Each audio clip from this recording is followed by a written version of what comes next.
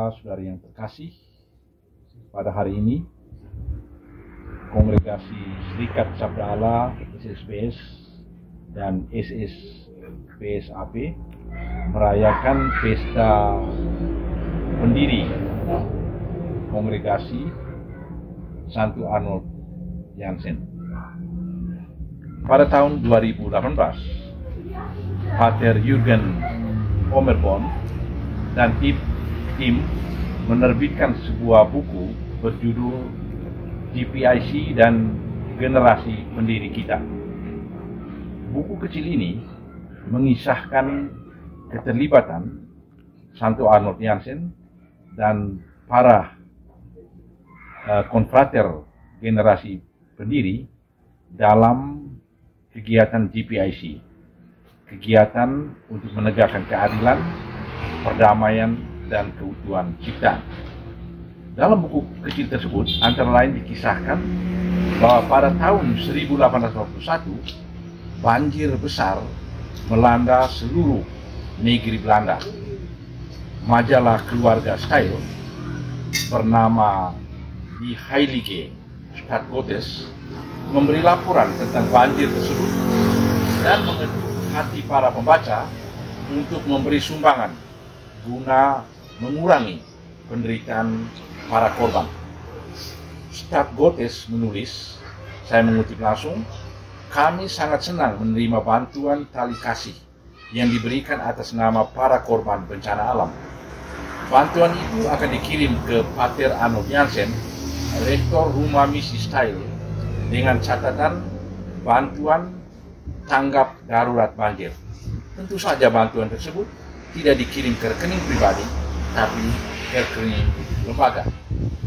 Ketika Arnold Jansen datang ke Style pada tahun 1875, ia merasakan dan menyaksikan sendiri dampak dari revolusi industri. Style termasuk dalam komunitas politik Tegelen dan paroki Tegelen. Sejak tahun 1870, terutama para petani kecil dan pekerja musiman dari dalam dan luar Tegelen telah meninggalkan ladang mereka untuk mencari pekerjaan di pabrik genteng dan batu bata, serta pabrik pengecoran besi dan tembakau. Pabrik-pabrik juga mempekerjakan anak-anak. Jam kerja mereka sangat panjang dan gajinya kecil. Sejumlah penyakit seperti kolera, campak, demam, dan tifus menyerang penduduk Tegelen. Arnold Jansen, para anggota komunitas Rumah Misi Santo Michael di Style, dan biara para suster dihadapkan pada masalah sosial ini. Pertanyaan, apa yang mereka lakukan? Menurut kesaksian dari sejumlah konfrater yang hidup bersama Arnold Jansen, yakni Pater John Reich, Pater John Pyle, dan Pater August Aran, Arnold Jansen mengajarkan para frater untuk membangun relasi yang baik dengan orang-orang miskin lewat sejumlah kegiatan. Ada 4 kegiatan yang mereka lakukan. Yang pertama, para frater mengunjungi rumah-rumah orang atau keluarga miskin. Hal ini dipelajari oleh Arnold Jansen ketika dia sangat dekat dengan sebuah komunitas namanya Komunitas Vincentius de Paulo. Kedua, membagi makanan kepada orang lapar di pintu rumah biara.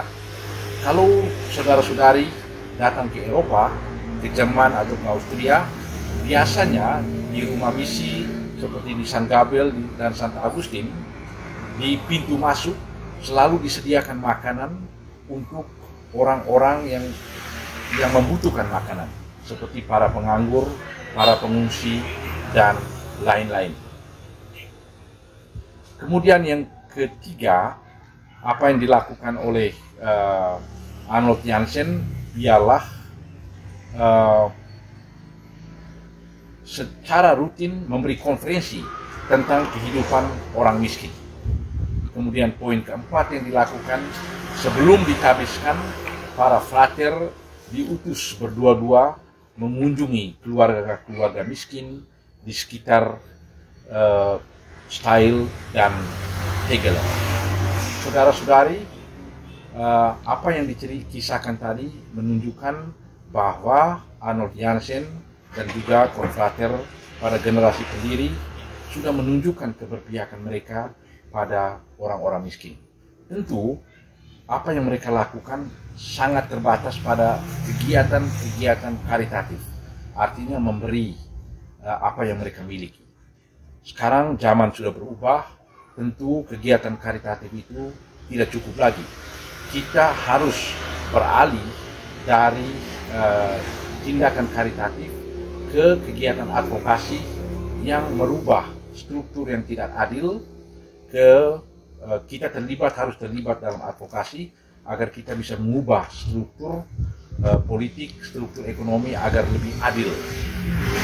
Dan SPD, SSPS, dan SSPS AP dipanggil untuk terlibat dalam misi tersebut. Berjuang untuk orang miskin bukan hanya secara karitatif, tapi lebih dari itu terlibat dalam kegiatan advokasi. Tapi sumber dari segala itu adalah hidup Yesus sendiri. Sebagai pengikut Kristus, kita harus menjadikan hidup Yesus, hidup Kristus sebagai model hidup kita. Hal ini sangat ditekankan oleh Arnold Janssen.